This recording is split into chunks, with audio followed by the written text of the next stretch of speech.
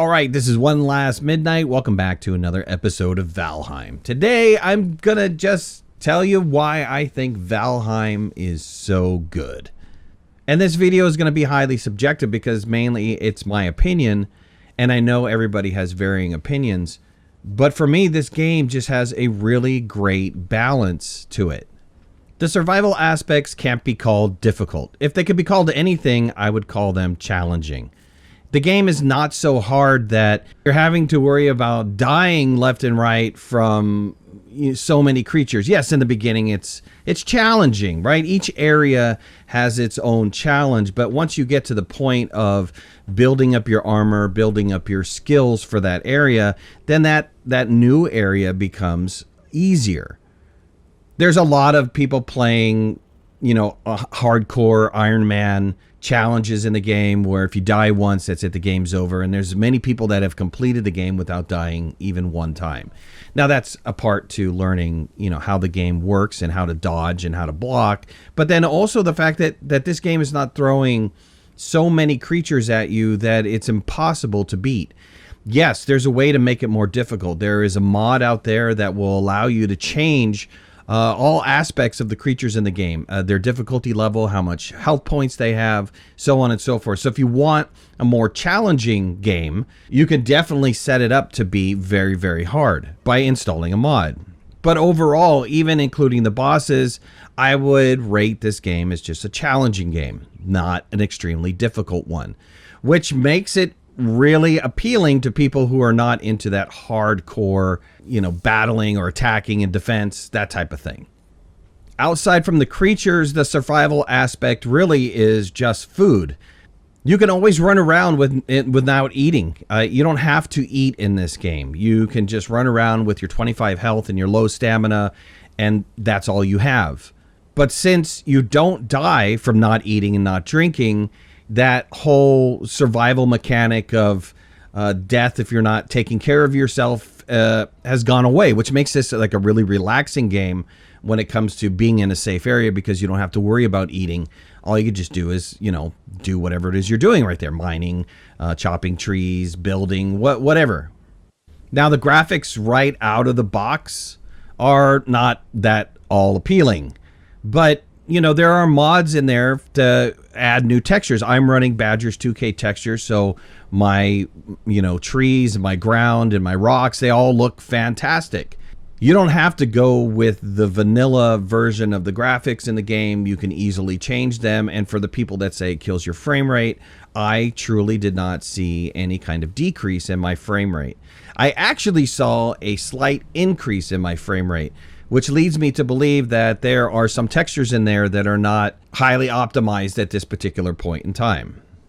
The other big part of survival games has to do with gathering of resources. I need to gather for food, I need to gather wood, I need to gather stone, ore, so on and so forth. In this game, they've balanced that out. You don't necessarily need to spend an enormous amount of time building. There are derelict buildings laying around all over the place. There's even derelict villages laying around that you can not only either harvest for the wood that they contain, or you could just fix them up, which means you spend limited amount of time gathering resources such as wood or stone if you want to fix up an existing building. And these buildings persist. They do show up in the meadows. They show up in the Black Forest, mainly as stone towers.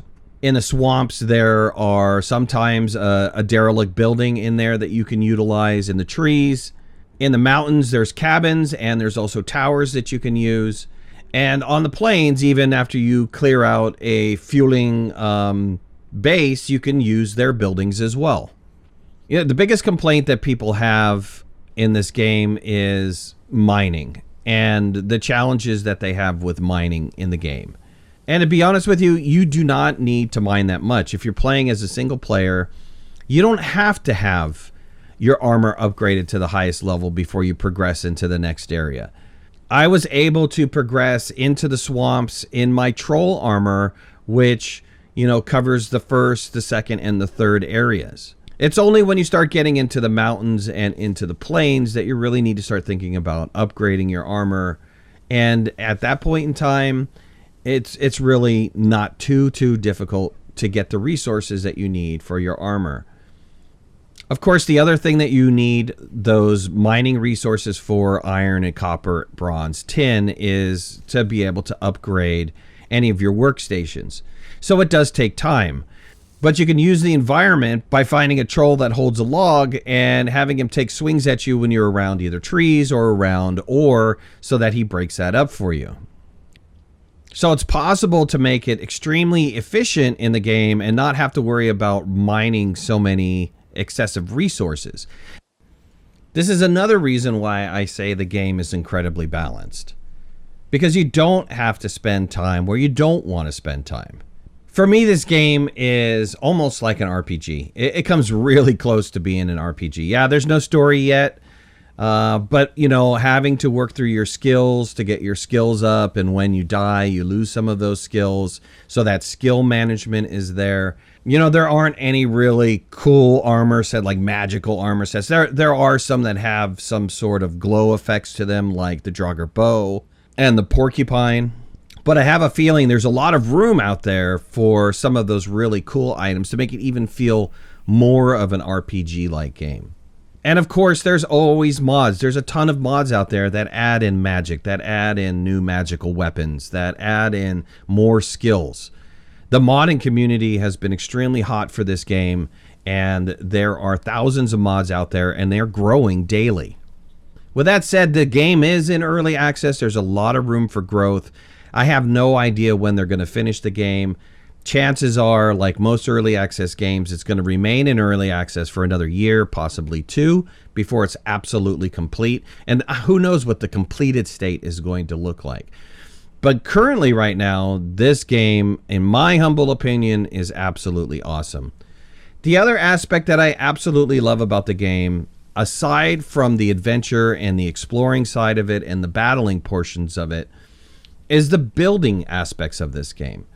You can build incredible structures inside of survival mode, the adventure mode where you're not using cheats, and then also there is a console commands where you can set it up to be, you know, infinite building with no resources, and you can build to your absolute heart's content. And people have built incredible buildings, replicas of Minas Tirith, battleships, huge giant castles, you name it, people have tried to build it.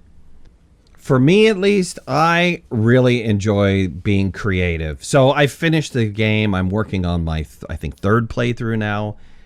And even in the first playthrough, I started building, you know, just a great looking base, because I like that creative aspect of the game.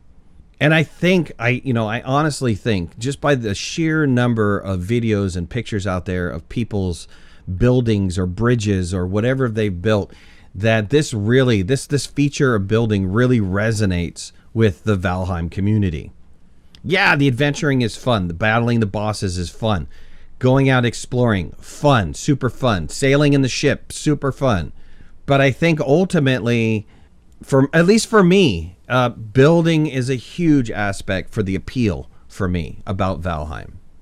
At any rate, I think Iron's Gate, you know, they hit it out of the ballpark. They found a balance that is right for not only the adventurers, but it's right for the builders. And yes, I know there's going to be some people that say it is just simply too easy to be a survival game.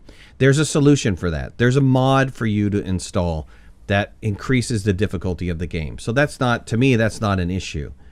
And then also for the builders, on the builder side, look, there's mods out there that'll help you build anything you want to build. Get out of the constraints of the height of your building, get out of the constraints of only being able to move your base pieces in specific angles, and then also get out of the constraints of having to deal with resources in order to build your great creations. To me, all of this in one big giant bundle is, in my opinion, why Valheim is doing so well and has resonated so well with the community. If you haven't purchased the game, man, I highly recommend it. It's one of my top 10 games, and it's definitely worth the dollar value. I have close to 500 hours in the game, and I've gotten every single cent out of what I paid for the game. All right, well, that's it for me. Thank you for listening to me babble on about how great Valheim is. I'm sure if you're watching this video, you agree with it. If you haven't already, hit that like button. If you're not a subscriber, please subscribe. I'd love to have you in the community. If you want to follow me on any of my social media, you can find the links in the description below. And make sure to hit that notification bell. That way you know when I go live and when I post new videos. I'll talk to you soon. Thanks a lot. Bye-bye.